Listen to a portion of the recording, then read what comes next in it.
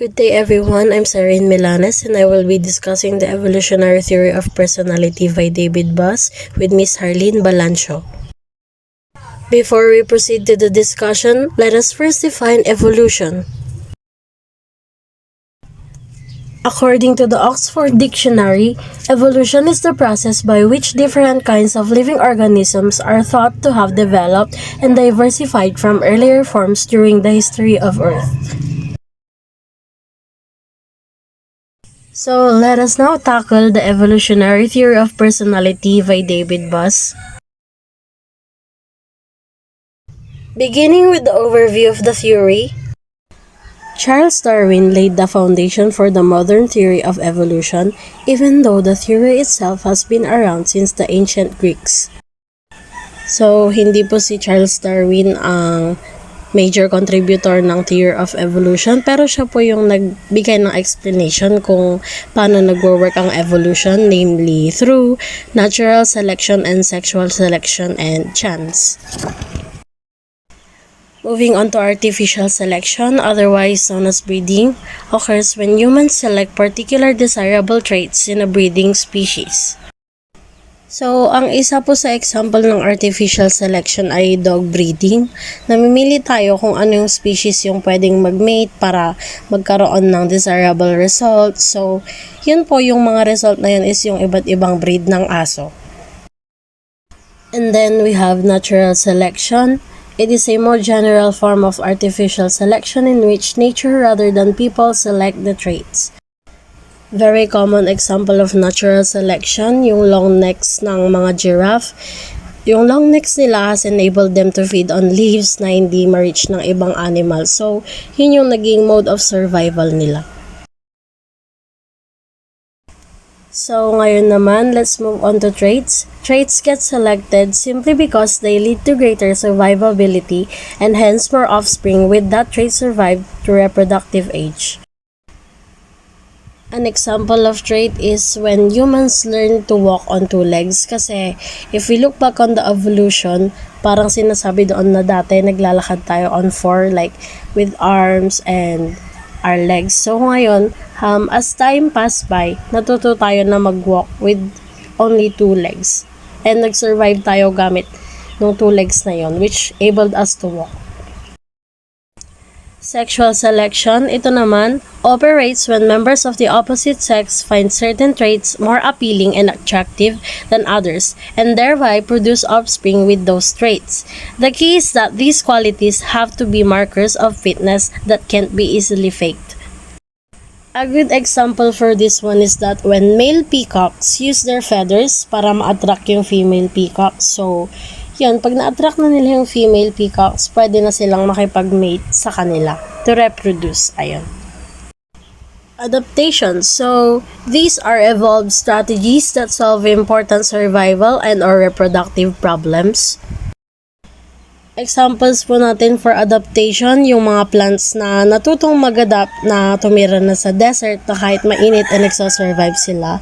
And meron din yung mga animals like owls na natutong gamitin yung ears nila para ma-pinpoint kung meron silang padating na prey.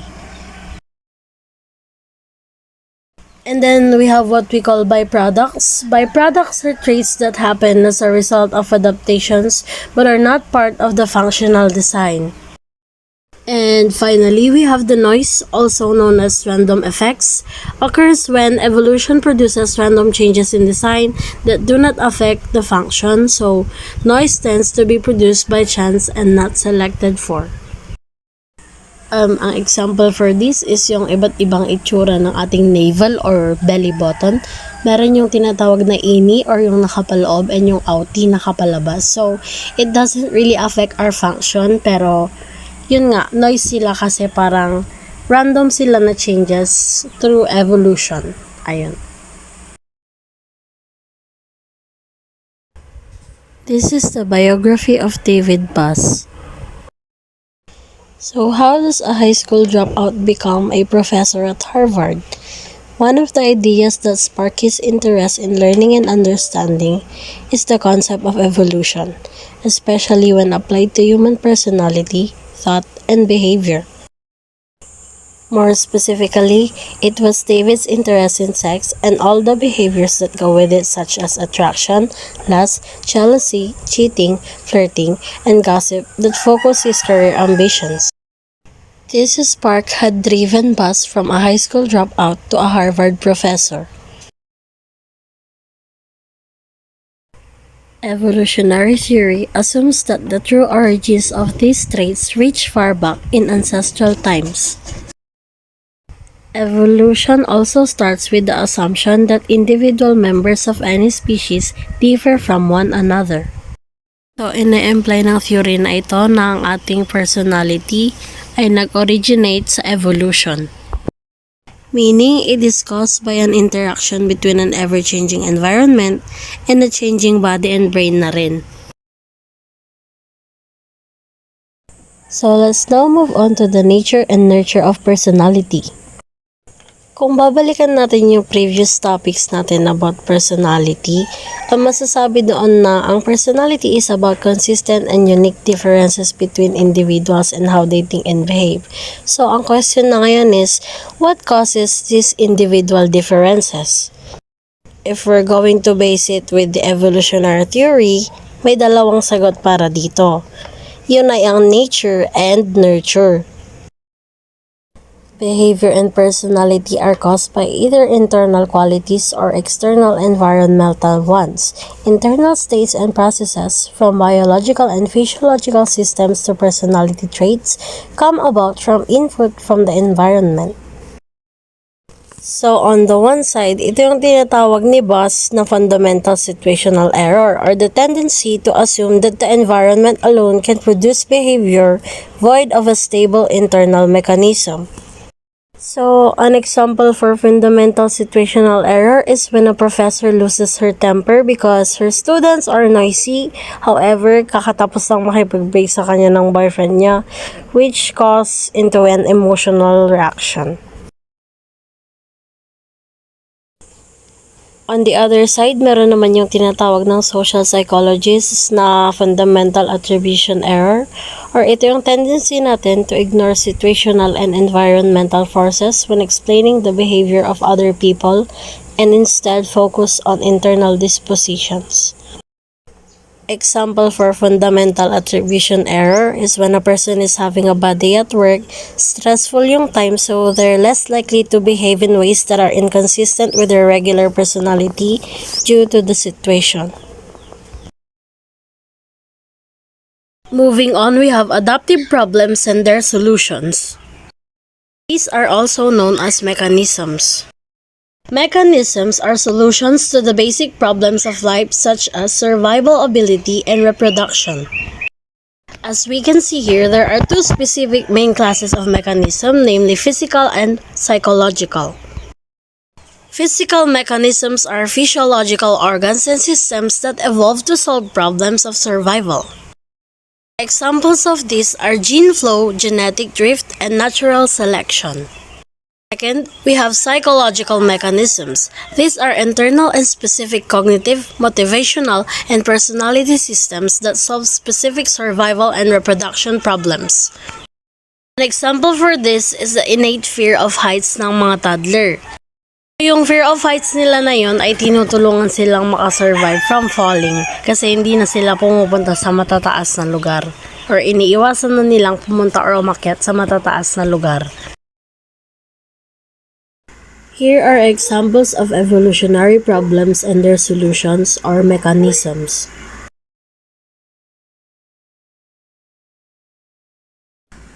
Psychological mechanisms are internal processes that help solve problems of survival and/or reproduction.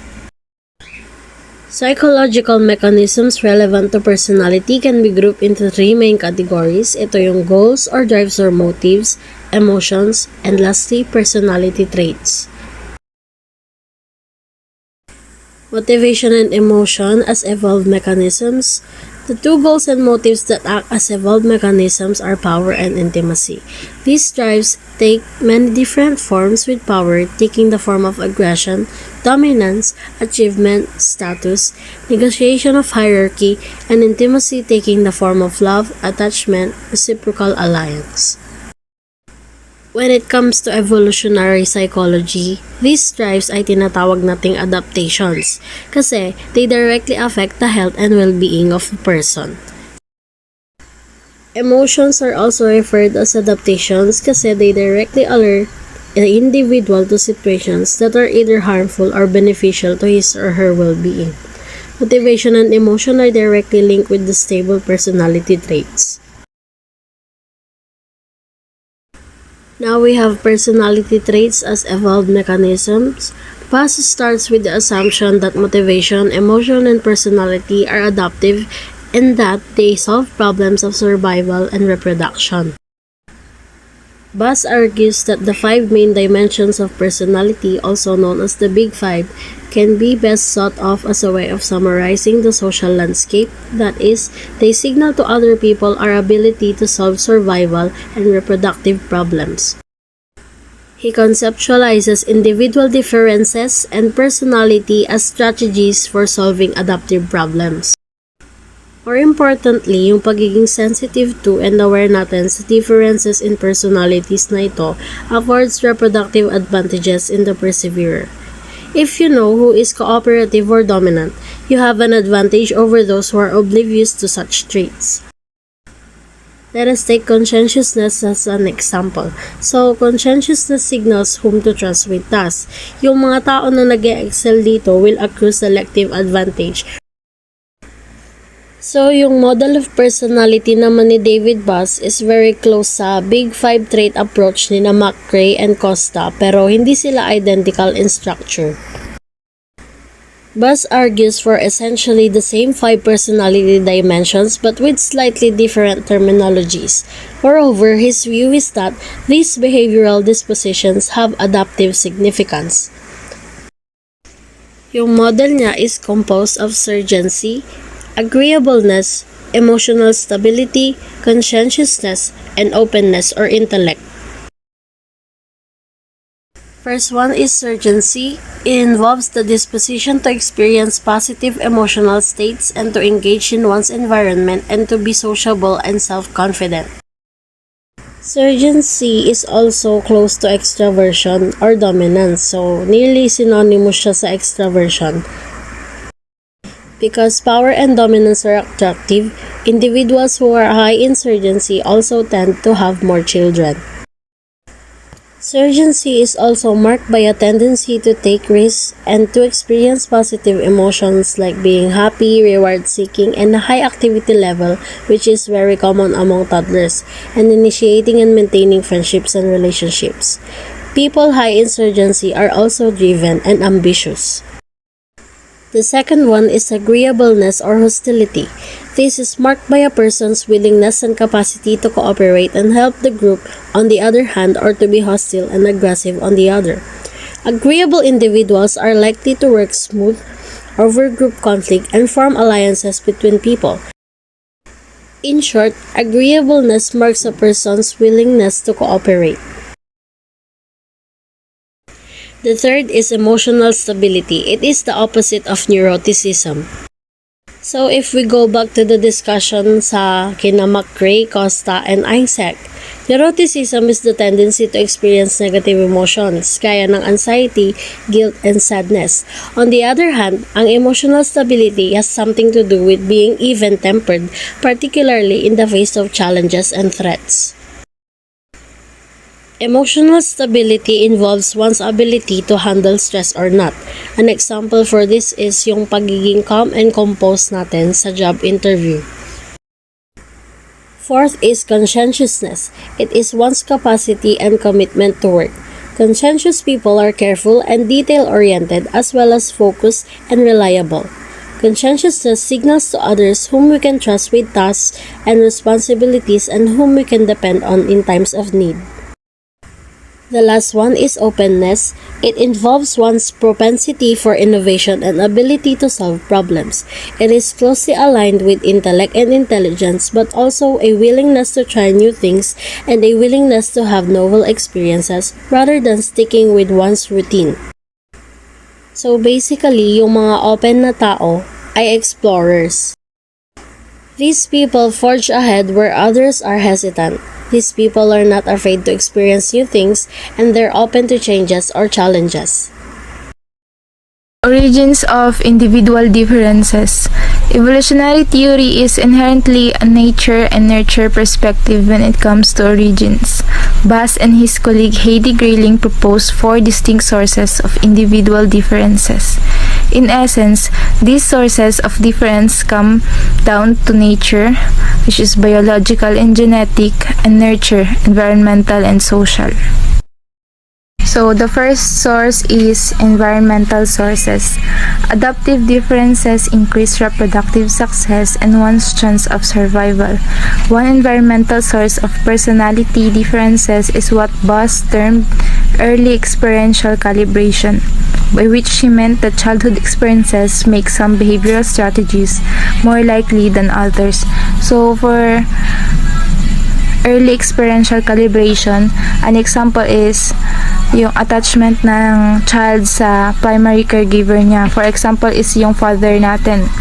Yung mga people who grow up without a father are more likely to be sexually active early in life and more prone sila na nagkakaroon ng many partners in their adolescence. So, parang kapag wala tayong, yung sinasabi dito is kapag wala tayong father figure, more prone na mas mapapariwara tayo kasi wala tayong napagbabasehan ng mga behavior natin, parang ganun, wala tayong guidance na nakukuha. A second origin of environment-induced individual differences is alternative niche specialization, which means that different people find what makes them stand out from others in order to gain attention from parents or potential mates. So, yung sinasabi dito na alternative niche specialization is, for example, yung firstborn na sa isang family, nagsisik siya na makakuha ng authority para ma-please and maging yung attention ng parents niya. Second one is heritable or genetic sources. Heritability is the extent to which a trait is under genetic influence. Body type, facial morphology, and degree of physical attractiveness act as heritable sources of individual differences. These are heritable because the shape of one's face or body is mostly controlled by genetics. So, dito sa pangalawang source na to, nakafocus siya sa genetic natin, yung mga namamana nating mga traits or yung mga physical features natin, yun yung nagiging reason kung bakit tayo nagkakaroon ng individual differences. Next one is non-adaptive sources. Some sources of individuals do not benefit survival or reproductive success and hence are categorized as non-adaptive. The most common non-adaptive source of individual differences is neutral genetic variations, which most often take the form of genetic mutations. So, dito, ang meron lang dito is nagkakaroon ng mutation, pero yung pagbabagong yun, hindi siya nagkakos ng harm or any benefit dun sa tao, pero nagkakaroon pa rin ng individual differences, pero hindi lang siya na-adapt, kaya non-adaptive. Last is the maladaptive sources. Maladaptive traits are those that actively harm one's chance for survival or decrease one's sexual attractiveness. One genetic source is genetic defect, but in this case, the mutation is harmful to the person. An environmental source is seen in environmental trauma, such as brain or spinal cord injury, which can also lead to maladaptive individual differences. So, dito sa maladaptive sources is, yung mutation naman is nakaka-harm siya dun sa person. And, kapag meron, for example nga dito is yung brain or spinal cord injury, is nakaka-affect siya dun sa, sa personality ng tao or sa, sabihin natin sa physical feature niya, na mas mas nakakadagdag sa pagkakaiba ng isang taong yun sa most of the people. Neobas and evolutionary theories of personality. David Buss was the first to formally propose a complete evolutionary theory of personality, but others have followed and made advances to the theory. MacDonald, for example, furthered Buss' theory with two main contributions. First, he tied personality more closely to evolved motivational and emotional systems. And second, he argued that the range of personality variation we see on the main dimensions of personality are viable alternative strategies for maximizing fitness. MacDonald, similar to Buss, also tied personality dimensions to evolved strategies for solving adaptive problems. These behavioral strategies are connected either with motivation to approach or avoid situations or with the emotional system of negative or positive effect. MacDonald, however, only had 4 personality dimensions: dominance, conscientiousness, nurturance, and neuroticism, and left out openness. MacDonald further argued that it is adaptive for a species to produce individuals that vary along continuum in their responses to important problems, because changing environments require different responses. That is what MacDonald means by viable alternative strategies for maximizing fitness. So, kung kay Buss, yung evolutionary theory is yung nag-revolve sa adaptive problems natin with their solutions and mechanisms. Ang kay MacDonald is, ang evolutionary theory para sa kanya is that for every changes in our environment, nagkakaroon tayo ng different responses. It is for us to adapt sa changes nga and magkaroon ng evolution sa personality natin. Similarly, Nettle recently expanded on evolutionary theories of personality and argued that Tobey and Kosmite's argument that personality could not be an adaptation failed to appreciate how environmental change and variability would ultimately select for individual differences in behavior within a given species. Nettle reviewed numerous studies from the non-human animal literature that report how sudden changes in the environment just a few generations increased the proportion of animals that had traits adaptive to that environment. When the environment switched back to the original conditions, animals on the other end of that dimension became more common again. In short, evolution favors individual differences because one can never predict what the future holds and which qualities will best match changes in the environment.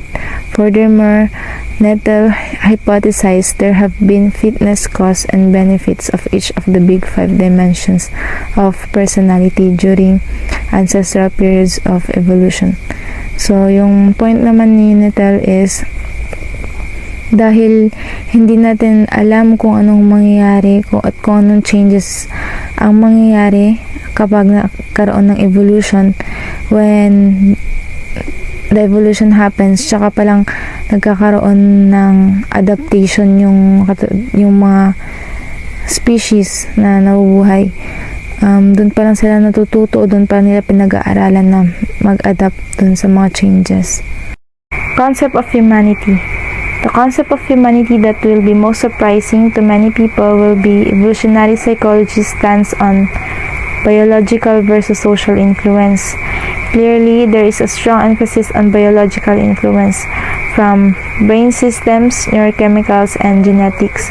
So, kung mapapansin din natin, nag-focus si Buss dito sa evolutionary theory niya sa genetics ng tao. Kung sa genetics natin, isa yun sa mga source ng individual differences natin na nangyayari through evolution. Evolutionary theory is also balanced on the question of the uniqueness of the individual compared to general commonality among all people. So, nag-focus si Buss kasi nga meron nga dito yung individual differences. So, it is more on the uniqueness of individual. It is difficult to say on which side of the optimism-pessimism debate evolutionary theory would fall. It is mostly descriptive, and in that sense, tends to be somewhat neutral about describing human nature. Evolutionary psychology has a complex view on the question of determinism versus free will. A common assumption of evolutionary theory by critics is that it is harshly deterministic, and that it explains behavior in terms of an evolved past and genetic influence. So, walang free choice. Wala siyang more on nakafocus dito sa determinism ang evolutionary theory. On the question of causality versus teleology, it is clear that evolutionary theory comes down heavily on the causality side of the equation. Evolution by natural selection above all else is a theory of origins or cause. Evolutionary theory sides more with the unconscious influences on thought, behavior, and personality than unconscious ones. Na nabanggit din dito na naging interested din si Buzz sa sexual behavior ng mga tao or sa mating na nangyari sa mga experiences natin. And nabanggit dito na naging interested siya during his teenager stage.